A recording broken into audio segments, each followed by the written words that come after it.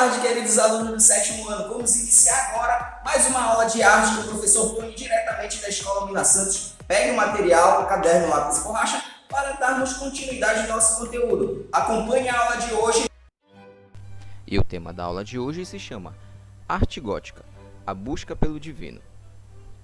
No século XVIII, surgiu na Europa o estilo gótico, que se manifestou na arquitetura, na pintura e na escultura. Sua influência está registrada em igrejas e outras edificações, inclusive fora da Europa. Foi um estilo que trouxe grandes avanços tecnológicos na arquitetura e novos estilos na pintura e na escultura. Arte gótica. O estilo gótico nasceu no século XVIII na França. Em seguida se espalhou pela Europa, chegando na Espanha, na Inglaterra, na Alemanha e na Itália. Na França, dividiu-se em 3 momentos. O primeiro, ocorrido a partir da segunda metade do século XVII até o século XVIII. Foi a época em que apareceram retratados a fé, o amor e o entusiasmo, influenciados pela ordem política e pelo período de paz durante o reinado de Luís IX. A construção da Catedral de Notre-Dame, em Paris, é desse período, iniciada em 1163, e é um dos mais belos exemplares da época. Veja as imagens a seguir, alguns ângulos da Catedral de Notre-Dame.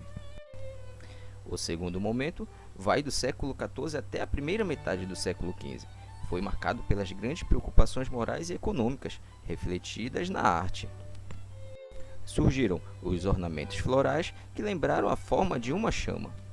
O terceiro momento ocorreu na segunda metade do século XV, quando se deixou de lado o grande envolvimento religioso. Nesse período, os trabalhos artísticos eram feitos em equipes, com mestres. Não havia espaço para criações individuais. O artista era considerado um trabalhador manual, um artesão habilidoso capaz de trabalhar metais, entalhar madeira, esculpir pedras e assim obter belas imagens. A arquitetura gótica foi fruto de uma nova sensibilidade que entrou em uma linguagem expressiva, na verticalidade e no naturalismo, em elementos construtivos voltados sempre para o simbolismo teológico. O verticalismo e as amplas janelas simbolizavam a vontade de se aproximar-se de Deus, e a luz das janelas trazia a ideia do paraíso, acentuava a fé popular.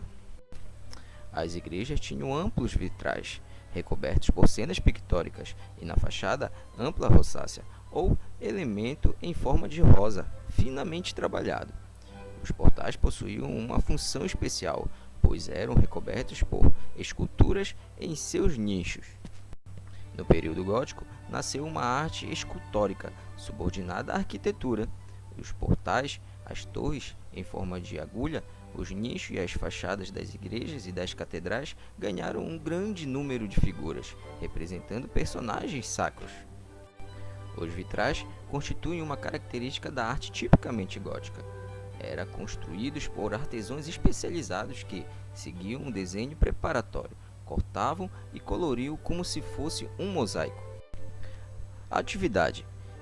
Na imagem, aparece um desenho de um vitral pronto. Pinte usando o lápis de cor com bastante pressão sobre o papel para que fique com as cores vivas. Ao lado, no espaço vazio, crie um desenho de um vitral.